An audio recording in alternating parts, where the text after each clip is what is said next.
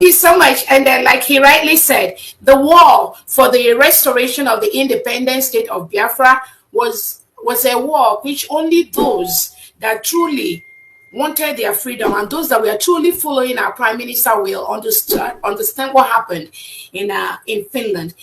There were a couple of things that played out that would have really derailed the declaration of the United States of Biafra. One, from the zoo government. Zoo government never wanted us to declare.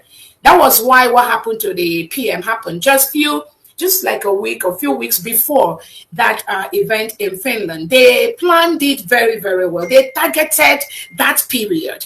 And fellow Biafrans and lovers of freedom, I greet you all.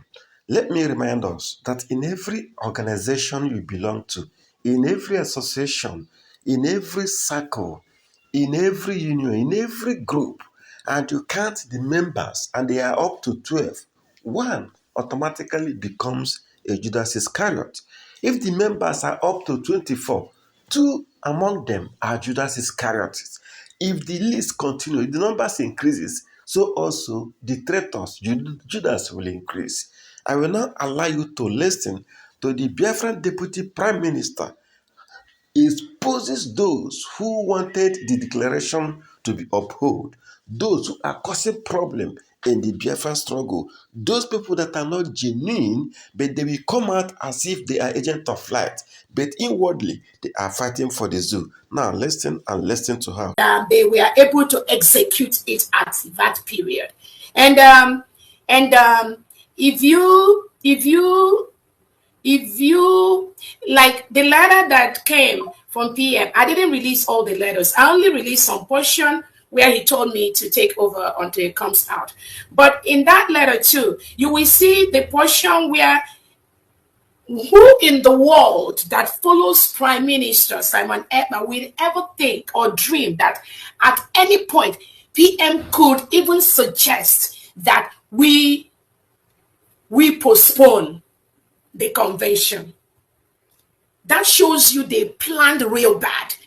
So anybody following the Prime Minister to hear that kind of suggestion will tell you that there was so much that went on the ground.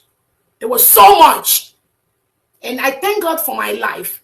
Without what I know, nobody, even in the brigade, nobody would have stopped these individuals from stopping the restoration of the United States of Biafra. Nobody will do that.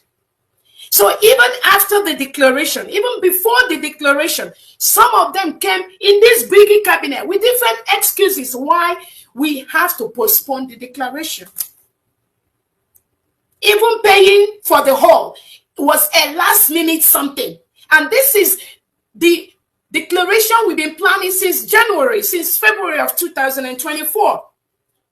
Till the last minute or few days to the start of the declaration, the event venue was not paid out for.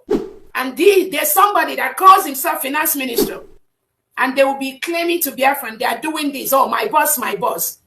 But few days to the opening of the event day, that hall, only the Spirit of God touched them to pay for that hall.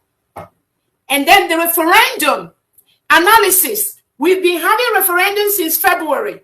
One of them now that they're going around doing meeting with United Kingdom people yesterday, Chomo Koma. She said that we cannot declare without her giving the analysis of the referendum. And this analysis, referendum difference, we've been voting since almost February, March. And this is somebody that was chairing the committee. So just on the 28th of November, a day before the start of the event, Shomo Koma was with this organ, all their group saying, we cannot declare because she doesn't have the analysis of our referendum ready. And she's the only one that can do that. She's the only one that has that analysis. I don't have to, if I release the meeting that we had on that 28th, some Biafrans were screaming and cursing that they can never stop the declaration of this independence on the 29th. And somebody that was the chair of a committee that knows that from February to November, that one of the things we have to present to the world is the analysis of the referendum. So even though the referendum ended on the 28th, it's just adding maybe 1 or 2 days to what she already has. But during that meeting on the 28th, she said nothing is ready, therefore we cannot declare. I don't want to release some private information about meetings that we have with these individuals, but every Biafran should go and thank God for people like us. Thank God that I was there. They planned real bad. Biafrans were screaming. The Biafrans were crying on the meeting we have on the 28th that there's nothing that will stop us from declaring on the 29th. Because if we come to Finland, we do all the dancing, we do all the singing, we do everything.